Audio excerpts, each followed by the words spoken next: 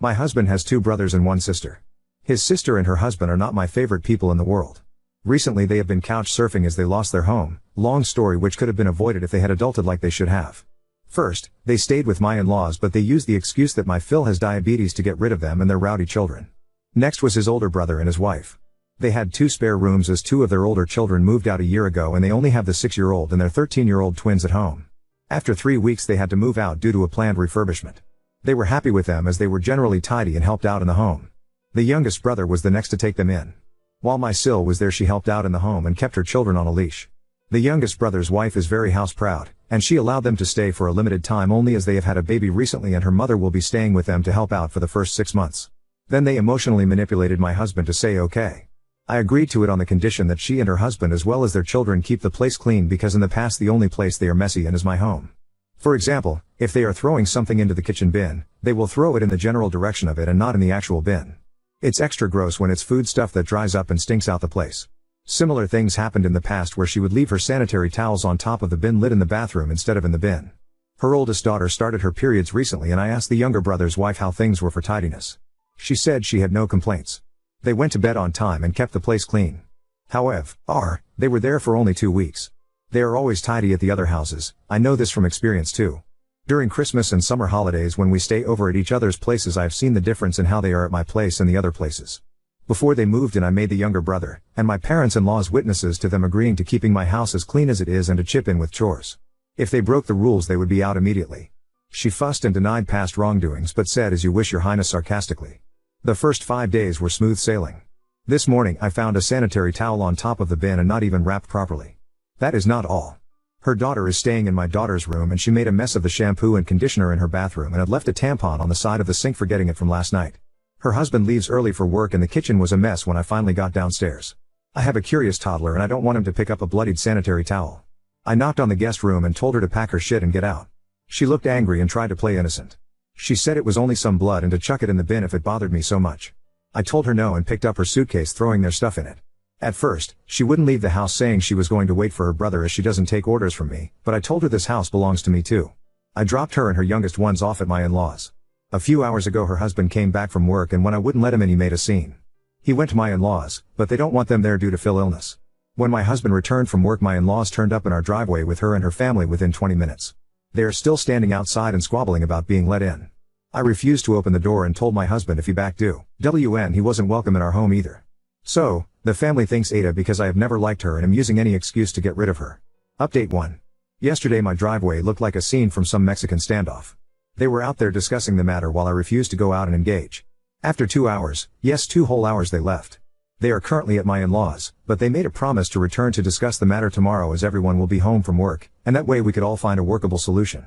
Well, at least that is what my husband relayed. When my husband got inside I told him that I would not have them in my house. I told him that he could clean up after them. Which he did. After cleaning up he asked me why I made him do that. I told him I was just as grossed out over other people's bodily fluids as he was, and unlike him, I wasn't biologically related to them. So if he found it unsavory, imagine how shitty I felt in the past cleaning up after them. He promised to buy a new bin and bleach the sink 3 times. Our strategy for tomorrow is that under no circumstances are they coming to live with us. His niece will be made to clean up the bathroom shampoo and conditioner mess. He left that part for her. In the meantime, our daughter can use our shower. We'll see how this turns out tomorrow. Update 2. Yesterday was a long day at my in-laws. We went early to get it over and done with. My in-laws started with the guilt trip first. They mentioned that they would take them in until they found a place, but due to Phil diabetes, it wouldn't be good for his health. I told them to tell their daughter to parent her children so they wouldn't run around amok like monkeys. That way they could stay with them as they have spare bedrooms. That didn't land well with Sil. She went on a tirade about how I've always been jealous of her and that I was trying to drive a wedge between her and her brother. I told her she didn't like her own life so me being jealous of her and her life was a stretch that required suspension of reality.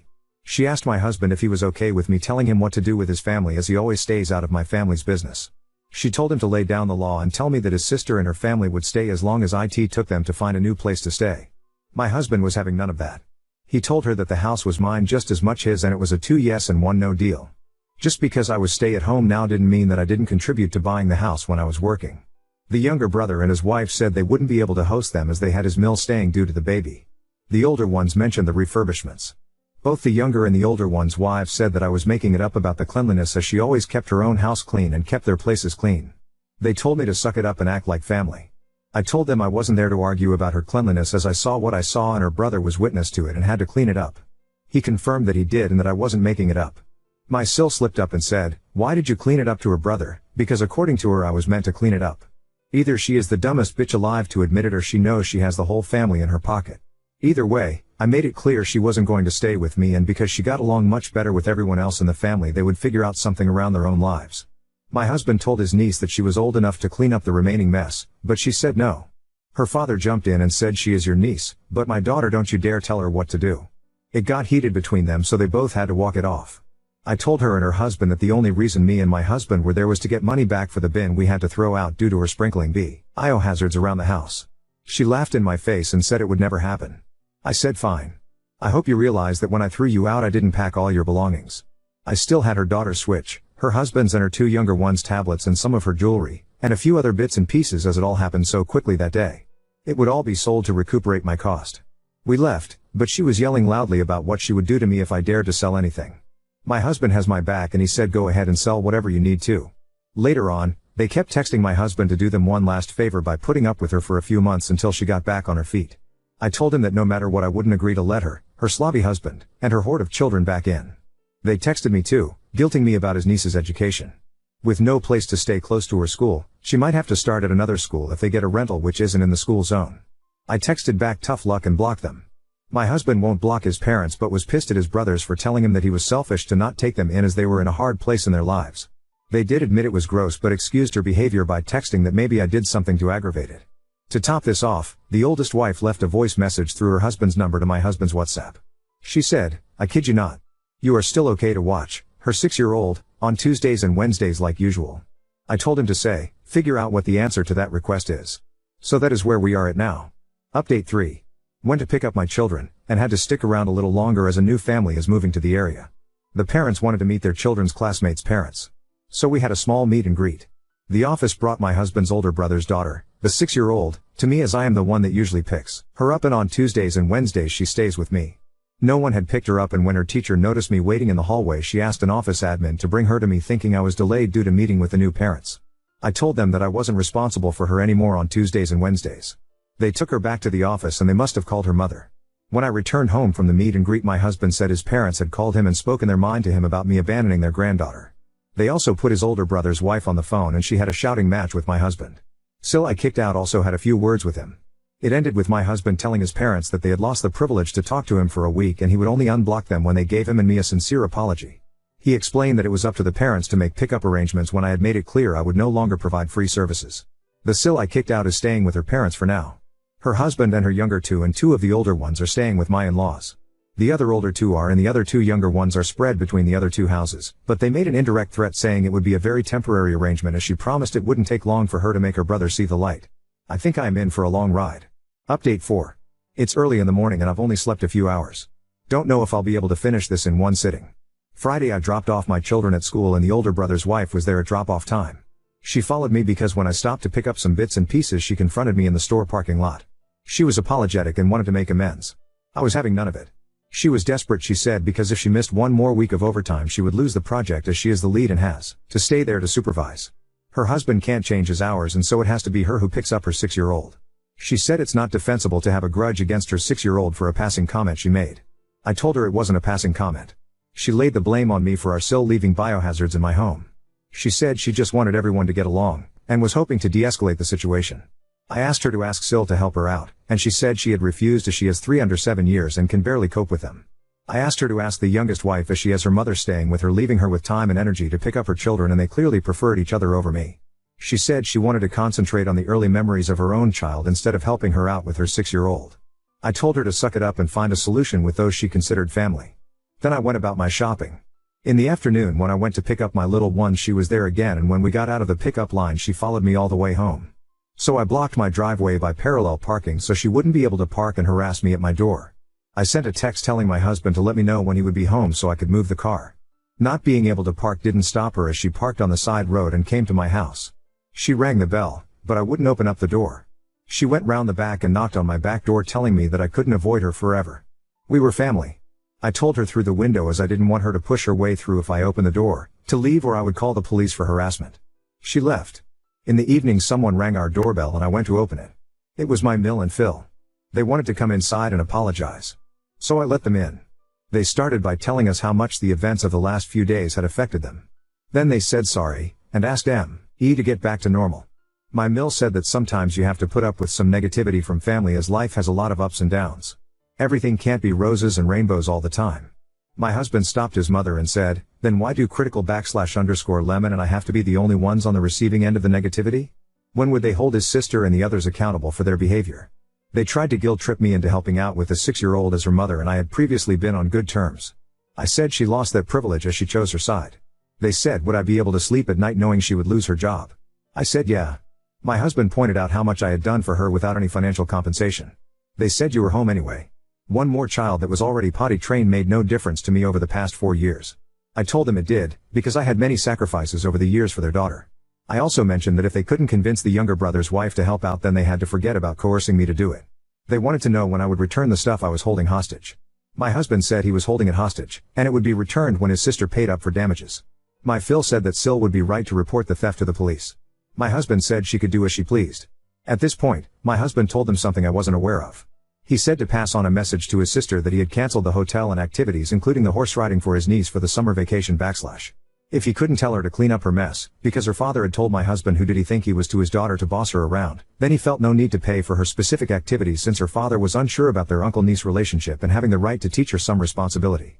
This made my Mill upset and she said you ain't done that have you? I thought we would all have a great vacation. He said he had. They tried to make excuses like Sil had a lot on her plate with losing the house, and young children, but I was having none of it.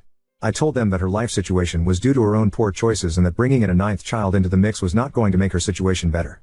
My Mill said every woman had a right to decide for themselves about their family planning. Her body, her choices, and I was not to dictate to her what she should and shouldn't do. I asked her like you are dictating to me right now, by weaseling your way into our home under the guise of an apology? She said no, it was different. She wasn't telling me to have more or less children as she loved grandchildren. The more the merrier. I told her she couldn't expect me to look after other people's children either. The less stress I had the merrier I was, it also comes under my body and my choice. They turned to my husband and asked him if he was really putting them through all of this because we had decided to be less amiable over a silly thing. He said scrubbing down the 2 bathrooms after his niece and sister wasn't the highlight of his life. As they were stuck making excuses and lamenting over us not joining them for the family holiday and by canceling Sil and her family's holiday and ruining the mood for everyone we told them to leave politely. On Saturday morning we were woken up by someone frantically knocking our door and ringing the doorbell. It was Sil and her eldest son. My husband told me he would handle it. When he opened the door she tried to push through but my husband blocked her way. She was shouting loudly to let her come inside so she could knock some sense into me. She threw $300 in my husband's face and said to him, is she happy now, that cradle snatching bitch? I am a year and a few months older than her and she is just over 2 years older than him. She called me a jealous whore, and a few other words. She told him that I had ruined their family by manipulating him. Edit to add, she said now that she had returned the money she wanted him to rebook the vacation and activities ASAP. My husband said it wouldn't happen if hell froze over. He told her to wait outside while he grabbed something. He went inside and put their stuff in a bag, except for one of the tablets that he had bought and he was still paying the insurance for. He opened the door and threw it at her. She was cursing and told him to grow the fuck up. She said she would report him for damaging her stuff. He told her all was caught on camera, and if she wanted to take him to court to really think of her children as they could barely afford a roof over their house let alone a lawyer. Before he closed the door on her face he told her to not step foot on our property again. She left without more drama. My Mill and Phil phoned us and tried to talk some sense to us. My husband and I had agreed to let them see our children under certain circumstances. They said they had grandparent rights. I told them that although I was no lawyer their rights were very limited in the state we live in. If they wanted to have a relationship with their grandchildren they would have to start respecting me and my family. Right now we are NC with the other brothers, their wives, Sil, and her nuclear family. We unblock them to send a message to them and then block them again. If the children of the older brother want to speak to us and spend time with us it's fine by us.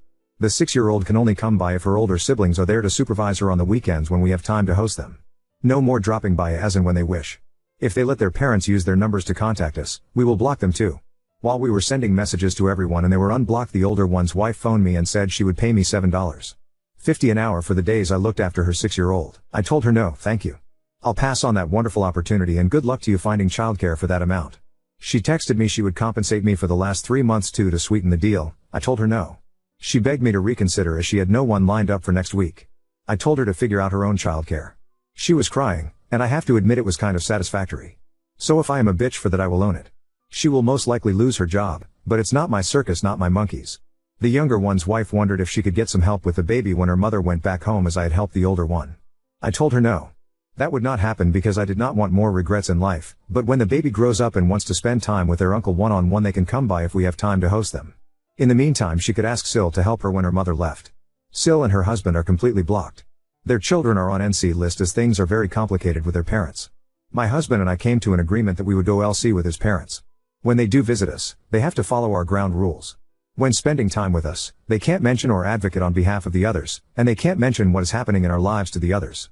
If not, we would go NC with them too. All of this has brought me and my husband closer. I am happy for all the support here, and going forward I think there will be less stress. It feels like a huge load off my shoulders. Now on to second story. Considered asking my unique son to tone down his style to avoid bullying, but fear this might hurt him more in the long run. I'm a single dad to my son, Oliver 10M. He's with me most of the time, and sees his mom every other weekend. He's an awesome kid, creative, full of energy, and he's got his own sense of style that's pretty unique. He loves bright colors, nail polish, and clothes that some people might think are more girly. If I'm honest, I think Oliver might be gay, and I'm totally cool with that. I've always made it clear that whoever he turns out to be, I'll support him 100%. Because of how he dresses and acts, Oliver's had a really tough time with other kids. He got bullied so badly at his old school that I ended up pulling him out and homeschooling him. The school wasn't helpful at all, and it was heartbreaking to see him go through that. He's struggled to make friends, and it kills me to see him feel so alone. Now, he's starting back at school in September, and he's really excited about it. But recently, we were at a cousin's birthday party, and Oliver wore his favorite jacket, which is a bright pink, sparkly one that he loves. Some of the other kids started picking on him, saying he looked gay. I stepped in, got the kids to apologize, but it ruined the day for Oliver. I'm worried about how things will go when he's back at school. I've been thinking about whether I should talk to Oliver about maybe toning it down a bit, especially when he's around new people. Not because I want him to change who he is, but because I hate seeing him get hurt and feel like an outcast. I don't want him to feel like he has to hide who he is, but I also don't want him to be picked on or excluded because of it. But then, I feel like a complete asshole for even thinking about this. I don't want him to think that I'm ashamed of him or that he has to conform to be accepted. I want him to feel free to be himself, but I'm also scared of him being hurt by others who don't get it. So, Wibta, if I talk to Oliver about maybe being a bit more low-key with his style? Commenter, don't do it. Kids will still bully him and all he will remember is that you deterred him from expressing himself. Trust me, the same thing occurred in our house. I was trying to keep him from being bullied, but my child felt as though I didn't accept him and that he needed to pretend he was something. Gee, he wasn't. Lots of later life therapy. If he's gay, if he's straight, let him be himself and tell him as long as he likes his clothes, that's all that matters. Sincerely, the mom of an amazing queer kid. Oop, I get that, but at the same time it is so heartbreaking seeing the same thing happen to him over, and over, and over again. Commenter, Jesus, where do you live? Most kids don't care about this kind of thing these days. Oop, I live in the West Midlands of England. I honestly don't think your point about most kids not caring is at all accurate. I see it every day. Commenter, do not dull his shine because other people don't understand him. I understand it may be coming from a place of protection, but it needs to be addressed with the potential aggressors, not with forcing your son to change who he is. Oop, but when you can't do anything more with potential aggressors. I have done, and will continue to do everything I can. But sadly I can't literally watch his back 24/7, even though I would if I could. Anytime he has a comment made to him he breaks his little heart and it is so devastating seeing him go through that again and again. Update 1. Hey all, it's been about 26 days since my original post, and I thought I'd give an update now that Oliver has had his first week back at school. I can happily say that so far, things are going much better than I'd hoped. Over the summer, Oliver and I had a really important heart-to-heart. I sat him down and told him just how incredibly proud I am of the person he is becoming. I made sure he knew that there is absolutely nothing he could ever do that would change the way I see him or make me love him any less. Honestly, it was a bit emotional, and I even got a bit choked up. I told him that if wearing his favorite jacket, the one that's caused some hurt before, made him happy, I'd stand behind him 100%. But I also wanted to make sure he was prepared. I explained that, while I'll always be there for him, I can't always be around to protect him, and he might have to stand up for himself if kids make fun of him. I made it clear that this doesn't mean he should change anything about who he is, but that he needs to be ready to handle it if anyone says anything cruel. Oliver understood, and we spent the summer coming up with some playful comebacks together. He really wanted to take the jacket with him to school, so we made it a bit of a project, imagining the kind of things kids might say and crafting witty replies that he could fire back with. It was actually pretty fun, and I think it helped him feel more confident about it. Now, back to school. His new teacher knows all about his past struggles with bullying, and she's been amazing. She's keeping a close eye on things and making sure he feels safe and comfortable.